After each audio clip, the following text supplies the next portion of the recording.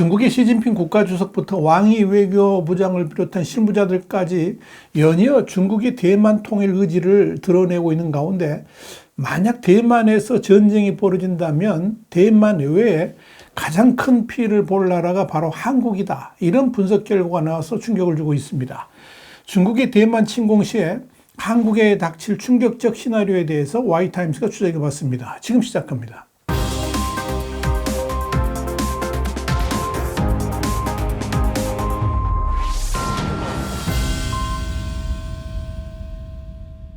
블룸버그는 현지 시간으로 9일 중국이 대만을 침공할 경우에 세계 경제 국내 총생산 그러니까 GDP의 10%에 해당하는 약 10조 달러 한 1경 3천조 원이 감소하는 경제적 충격이 발생할 수 있다. 이런 미국 민간 연구기관의 추산이 나왔다 그러면서 보도했습니다. 이런 대만 전쟁 비용에 대한 분석 결과는 실로 충격적입니다. 우크라이나 전쟁, 코로나19 팬데믹, 글로벌 금융 위기로 인한 타격보다도 훨씬 더 규모가 클 것으로 판단했기 때문입니다. 특히 우리나라가 받을 경제 충격이 한반도 전쟁에 견줄 만큼 피해가 크다는 점에서 더욱 눈길을 끕니다. 경제 연구기관인 블룸버그 이코노믹스는 대만의 지정학적 위기 격화 관련해서 전쟁이 발발한 경우와 또 전쟁 없이 중국이 대만 봉쇄에 나선 경우 이렇게 두 개의 시나리오를 나눈 뒤에 그에 따른 경제적 충격을 이처럼 분석한 겁니다. 자, 첫 번째입니다. 블룸버그는 우선 중국이 대만을 침공하고 미국이 이에 개입하는 전쟁 발발 시나리오에서 대만이 입는 경제적 피해는 GDP의 40%에 달할 것으로 추산했습니다. 이와 관련해서 블룸버그는 해안에 집중된 대만 인구와 산업시설은 전쟁 발발 시에 인명피해와 더불어 경제적 비용을 늘릴 수 있다 그러면서 전쟁 당사국인 중국의 경제적 피해는 GDP의 16.7%에 달할 것으로 추산했습니다. 여기서 중국의 경제적 피해는 미국 등 주요 무역 상대국과의 관계가 중단되고 첨단 반도체에 대한 접근이 불가능해지기 때문으로 인한 것이다 하는 게 블룸버그의 분석입니다. 미국 역시 대만 전쟁의 중심에서 멀리 떨어져 있긴 하지만 여전히 많은 것을 잃을 수 있습니다. 애플 등 이 주요 기업들이 중국과 대만의 공급망의 의존도가 높은 상황에서 전쟁으로 인한 경제적 피해가 GDP의 6.7%에 달할 것으로 블룸버그는 추산했습니다. 또한 세계 경제에 미치는 충격은 GDP의 10.2%에 해당하는 10조 달러에 달할 것으로 블룸버그는 내다봤습니다. 대만이 세계 첨단 반도체의 주요 공급국인 만큼 이 지역에서 발생하는 전쟁은 세계 경제에 큰 파급 효과를 가져올 것이라는 게 블룸버그의 판단입니다. 이 정도 피해는 사실 충격적이죠. 2020년 코로나19 확산이라든지 2009년 글로벌 금융위기가 닥쳤을 때 그해 세계 경제의 GDP를 5.9% 감소하는 충격을 미쳤었는데 이보다 거의 2배가 되는 피해가 예상되기 때문입니다. 블룸버그에 따르면 전 세계적으로 총 부가가치의 5.6%가 반도체를 직접 투입재로 사용하는 부분에서 발생하고 이는 약 6조 달러에 달합니다. TSMC의 상위 20개 고객사의 총 시가총액은 약 7조 4천억 달러나 되고 대만 해협은 세계에서 가장 분주한 해운 항로 중 하나라는 점도 감안했습니다. 한국, 일본 등 동아시아 국가들의 가장 큰 충격을 미칠 것이라 그러면서 한국의 경우에 GDP의 23.3% 정도 감소할 것이라 그러면서 당사국인 대만 마이너스 40%에 이어서 한국이 입는 경제 타격이 두 번째로 클 수 있다라고 경고했습니다. 이는 일본 마이너스 13.5%는 물론이고 전쟁의 또 다른 당사국인 중국 마이너스 16.7%보다도 큰 피해라는 점에서 눈길을 끕니다. 한국이 이렇게 피해가 큰 것은 반도체 산업과 무역 및 금융 충격 측면에서 경제적 피해가 크기 때문이라고 블룸버그는 설명했습니다.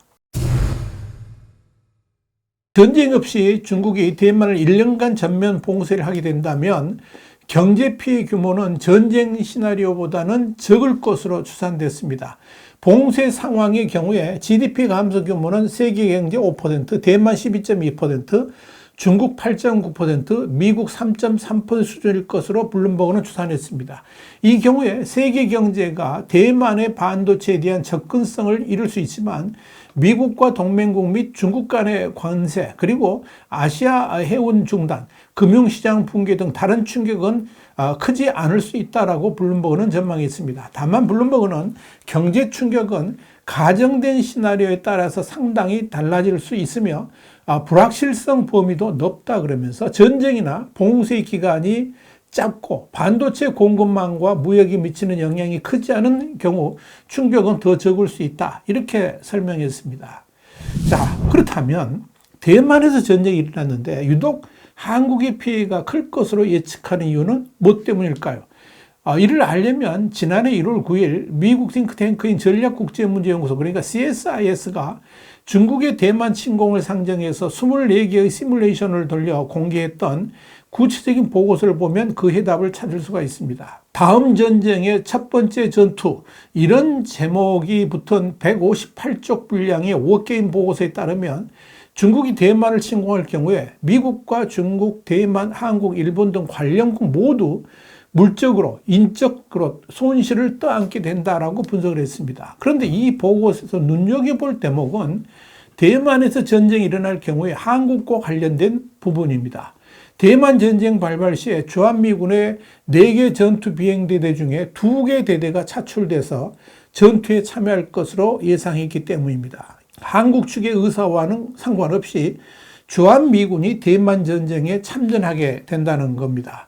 또한 중국이 대만 포위를 위해서 대규모 해군을 동원할 경우에 미군이 중국 대륙과 대만과 가까운 한국 오산 공군기지, 또 군산 공군기지, 나아가 제주 해군기지를 활용할 가능성도 거론했습니다. 이렇게 주한미군이 대만 전쟁에 차출될 경우에 당연히 중국도 한국의 주한미군 기지를 향해서 공격해올 가능성이 있습니다. 아니, 중국이 주한미군 기지 및 주일미군 기지를 향해서 선제 공격을 감행하면서 발목을 붙잡을 가능성이 더 큽니다. 이는 이미 중국의 군사 전략에 들어가 있는 내용이기도 합니다. 중국이 만약 대만 점령 작전을 펼친다면 최우선적 과제가 미군의 지원군이 오기 전에 전쟁을 끝내는 겁니다. 그런데 그 지원군의 첫 번째 출발지가 바로 한국과 일본이고 두 번째가 괌, 그리고 미 본토다, 이렇게 중국은 판단하고 있습니다. 결국 대만의 위기 상황이 발생하게 되면